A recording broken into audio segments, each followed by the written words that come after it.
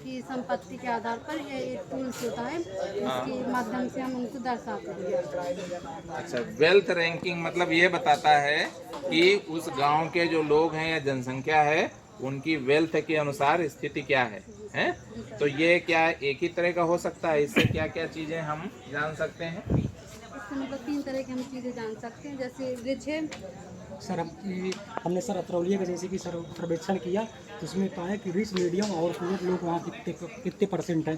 जैसे कि हमने पाया कि पुअर वहाँ आदमी 40% हैं, मीडियम 43-53% है और जो रिच हैं वहाँ 7% है।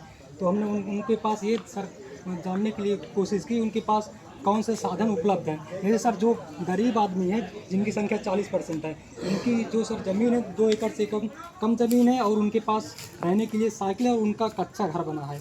और सर इसके बाद हमने मीडियम में जाना, मीडियम में जो सर 53% लोग हैं तो उसमें सर देखा कि उनके पास 8 एकड़ से कम ज़मीन है और एक इस्तेमाल पक्का बना और उनके पास एक बाइक है और सर रेंट फेड की व्यवस्था भी है। फिर इसके बाद सर हमने रिच में देखा तो उसमें उनकी जनसंख्या जो है 7% है और फिर उसकी जब उनकी विशेषताओं के बारे में देखा तो उनके पास 8 एकड़ से ज़्यादा ज़मीन है और उनका जो मकान है पक्का बना, उनके पास मोटरसाइकिल और बाइक की सुविधा भी है और उनके पास रेंटेड की सब सहित सब सुविधा है सर। Thank you. यानी ये वेल्थ को आपने